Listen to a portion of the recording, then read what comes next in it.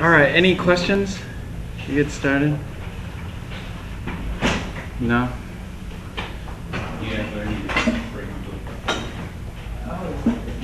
We're going to continue with the Lewis structures here.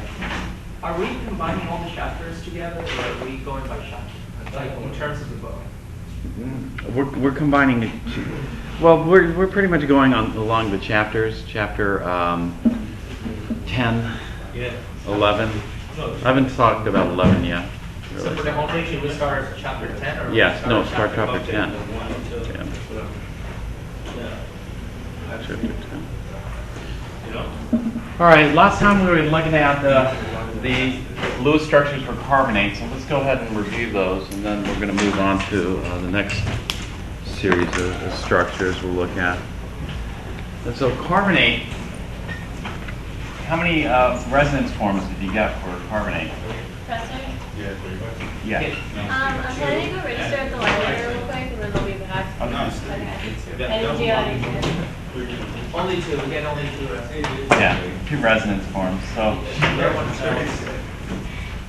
this is one here, and then we get the one on the left and right. okay, on the left, the double bond on the left. One way we could visualize this occurring is if we had the electrons move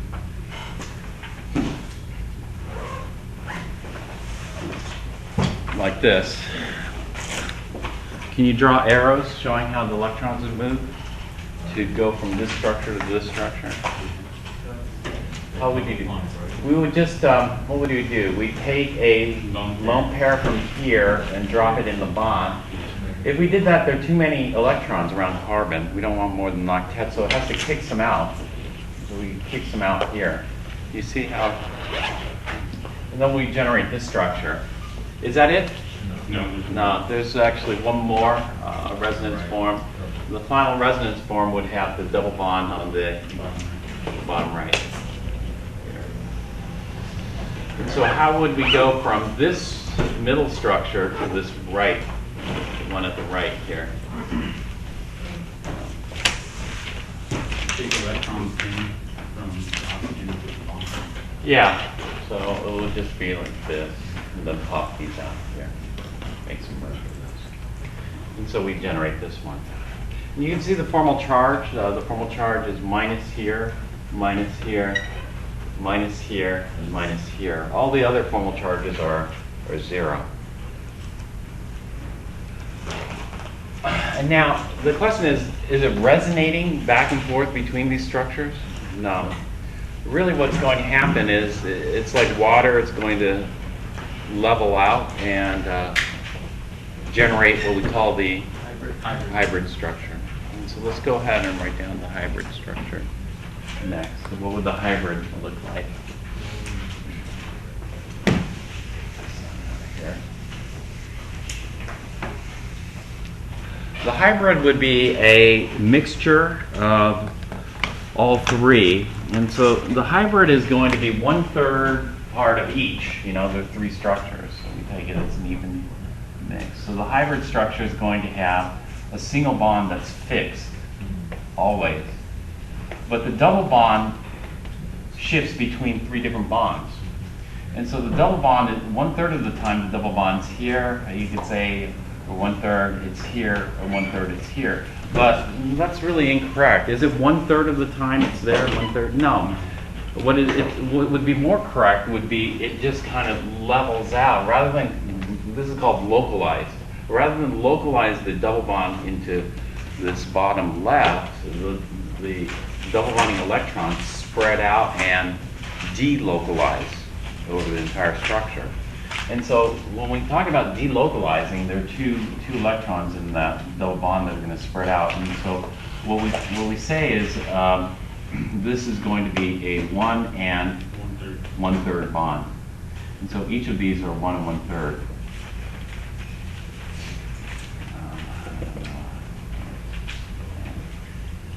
1 and 1/3 bond. Now, how many lone pairs does each oxygen have permanently fixed or localized? So we have 1 pair two pairs that are localized on each oxygen.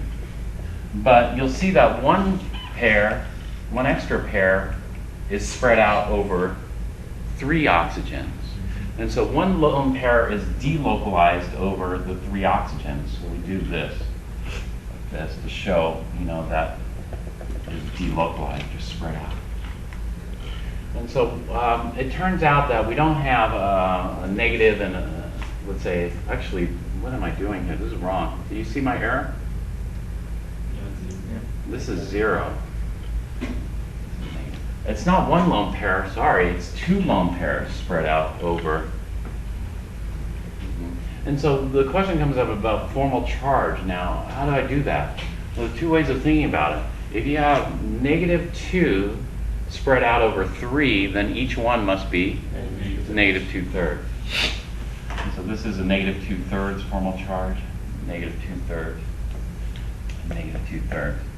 Now the formal charges have to add up to the net charge. The net charge we show outside the bracket, so it's 3 times -2/3, which gives us -2. And so that would be the charge. This would be the hybrid structure.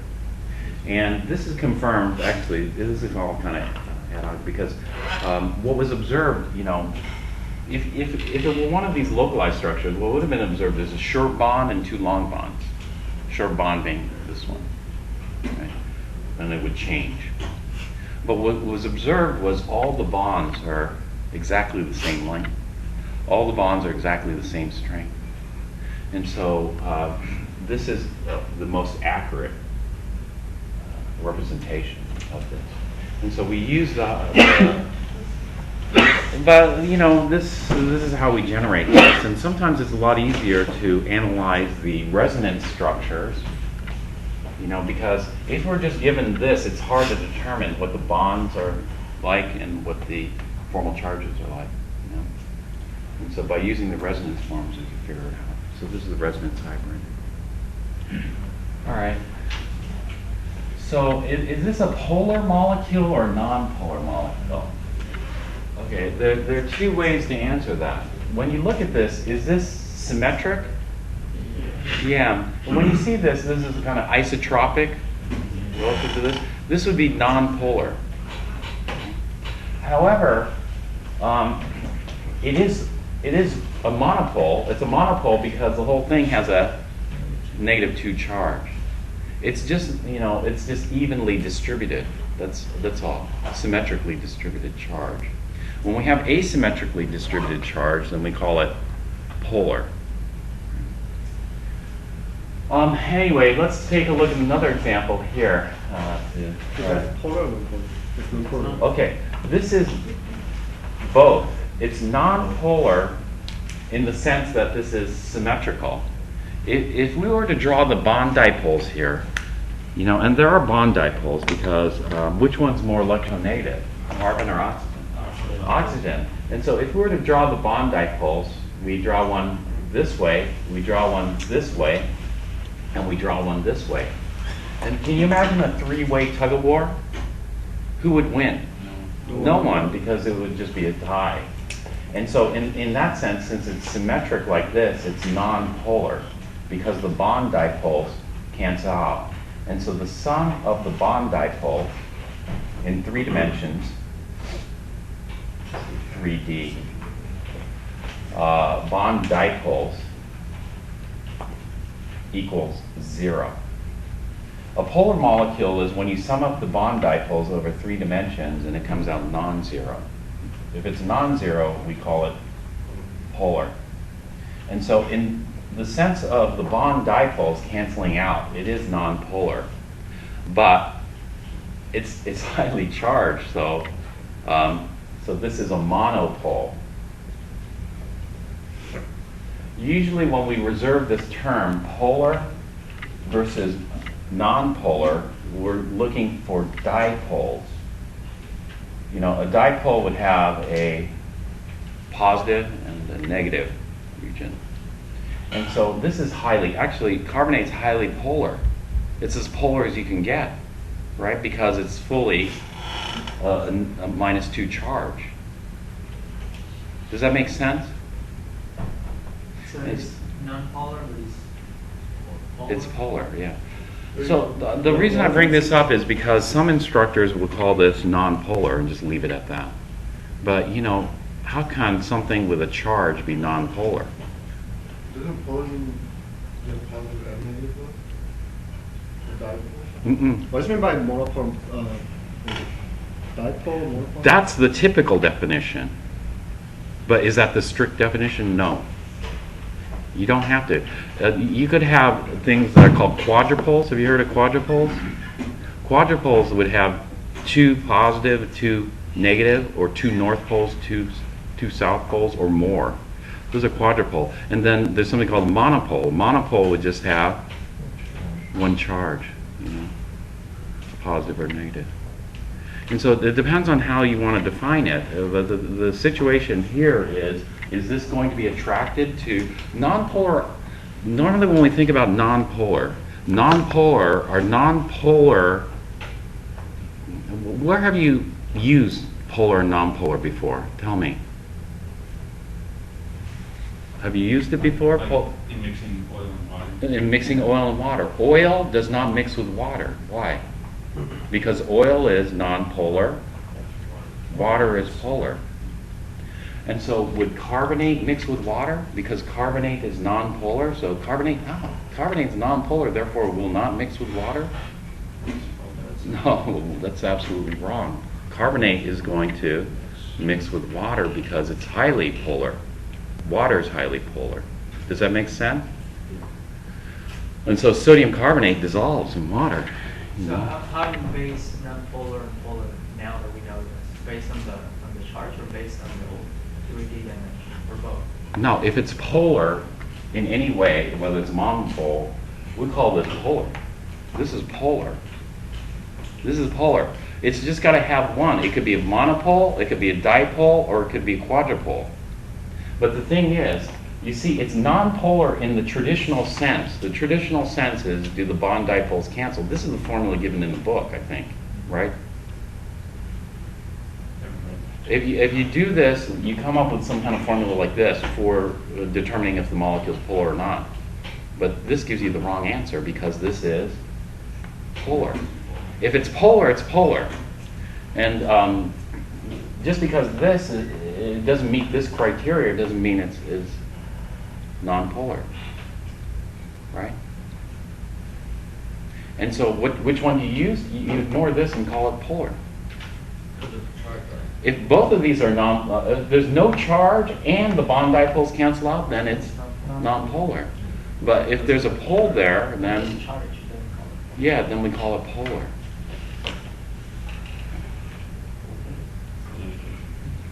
It's like the driving force of chemical reactions. If you get a precipitate but you don't get a gas, what do? Do you go with the gas and say no reaction, or do you go with the precipitate and say reaction? You go with the precipitate, right? If there's a pole, then you go with the pole. It's polar. That's it. Just because it doesn't meet the gas formation criteria doesn't mean it's not going to happen, right? Because we could get precipitation. Just because it doesn't meet this criteria given in the book, it's still polar. But, you know, some people will argue it's not polar in this sense, but, you know. There was one instructor here who absolutely insisted that this is non-polar, but for me, it doesn't work. Why would you say that it's non-polar? Because it's symmetric. It's isotropic. That's why. When you say, when you call -2 charge is monopole, what would be the example for the dipole? Dipole would be like another charge. No, dipole would have a positive and a negative region. Actually, okay. Yeah, and